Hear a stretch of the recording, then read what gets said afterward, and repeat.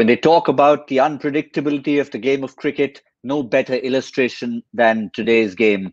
All started with Team India, hesitant start, then losing wickets between 31 and 40, then an acceleration. And for Team England, it was a sports car that came out at the very start and suddenly started running out of gas. They are still very much on course, except for the fact that they've kept losing wickets at regular intervals. Where do we stand in the 35th over? In terms of the equation, it's still fine, but 226 for 6. Moeen Ali is in. He's been joined by one of the Curran brothers and Sam Curran. It's just a matter of keeping wickets intact and somehow batting till the 46th, 47th over, even towards the end, and England should be home. But it's India's to lose from here. What a turnaround in the company of Michael Vaughan. First question, what happened? Did they just go too fast, too hard at the top? Well, I mean, they came out so well. They played great. That opening partnership is dynamic. And when they come out and play in that fashion, it's very difficult to keep them quiet. And then it's very difficult to tell them to come back in the gears when they've gone off to such a strong start. So they had to keep going. The Bairstow wicket was key. Johnny Bairstow on 94 tried to put one into the stands, didn't quite get it right. If Johnny had batted another 10 overs, I think this game would have been done and dusted. But you're looking at Thakur's over to get rid of Owen Morgan and Josh Buttler, again, two very important players, particularly Buttler in a chase. But game's still on. I mean, England back deep. They've still got, obviously, Tom Curran. They've got Adil Rashid can hold about. Mark Wood's no mug either. So 90-odd runs in 15 overs is not, in terms of a run rate, anything to be worried about. It's just those wickets. And also, Bhubaneswar Kumar's got a few overs left, and I think that's going to be the key. If England can keep Kumar quiet, I still think they've got a sniff of winning the game. I think the key, I mean, as you said, Bhubaneswar Kumar, absolutely fabulous. There was a stage when, other than Bhubaneswar Kumar, Prasidh Krishna, Shardul Thakur, Krunal Pandya, Kuldeep, everybody was in double figures, all going at 10 plus. Bhubaneswar Kumar was under 4, as he always is.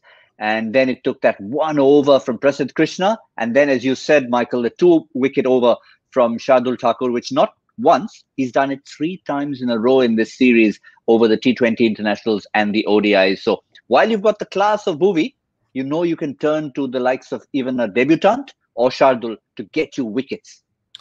Yeah, that's the key. Wickets is the way to restrict it in white ball cricket. If you've got wicket takers in your team, even if they have an economy of 6.57, you want those wickets to try and restrict the opposing team, and that's exactly what those two have done. Prasidh Krishna on his debut needs a huge mention, because he got pelted at the start. That over from Johnny Bairstow, where he just kept on planting him over the top. He was just gifting it into the slot for him. But to have the character to bounce back and get those 3 wickets, it shows again that there's a debutant for India that's made of the right stuff. He's made of the right metal for international cricket. Bowls with a nice action, decent pace. I think we'll see plenty more of him over the next few years, because he just looks like he's got a nice action that's repeatable. I'd like to see him with a duke ball and see if he can swing it, because obviously these white balls don't swing a great deal, but he certainly looks like he's got the heart and the character for the highest level. And with all the injury worries, of course, for England, Owen Morgan and Billings were worries, but they both came out to bat. But for India, yes, it wasn't in terms of bowlers, but they lost Shreyas Iyer on the field. They lost Rohit Sharma, a key figure in that leadership think tank. But in their absence, Virat Kohli going to Prasidh Krishna, knowing that when the chips are down, they were able to fight as a unit. Yeah, and Virat managed to grab that catch. Billings at extra cover, having dropped Owen Morgan at first ball, and then the run out of Owen Morgan, with Krishna not realising if he'd got to the stumps, he'd have just whipped the bails off.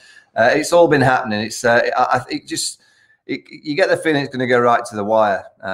These teams have been playing each other for months, or it seems like months, so they know each other's traits, skill levels, and it's been quite tight. So I'd expect this one to go right down to the wire. England will carry on. They've got the right type of mentality and belief. They know how to win 50-over games of cricket. So England won't back down. It's just those wickets that they've lost. I'd like to have seen them from an England perspective, 4 down, 5 down at this position. But it's going to take Moeen Ali, who's not been playing, but he started nicely. It looks like he's got into his groove quite quickly. And we've seen Moeen do this before in the past, where he can get England over the line. So it's a real great opportunity for him. And I think if the word that we're hunting for is a good scrap towards the end, and the Curran brothers, if you ask them, they'd take that any time. Give them a ball in hand, give them a bat in hand. That's what they're made for. And I think they'd be really asking for this sort of situation. Yeah, they seem to really thrive when the pressure's on. Both of them, again, I've mentioned Prasidh, Krishna, these younger players that are coming into international cricket, they just seem to be made of the right stuff. And the Curran brothers are certainly that. They'll not back down. It might get a bit feisty out there. There might be the odd confrontation. It's just the way they play the cricket, as do the Panjis play in that fashion. I like it. I don't think they ever go over the top. I just like to see players that are looking into the opposing team's eyes and saying, right, we want to have a bit of a scrap. It's not a physical fight, but it's a cricketing fight. It's that competitive nature that you need out in the middle. And the Curran brothers, the Pandya brothers, and many of the other players around them have it in abundance.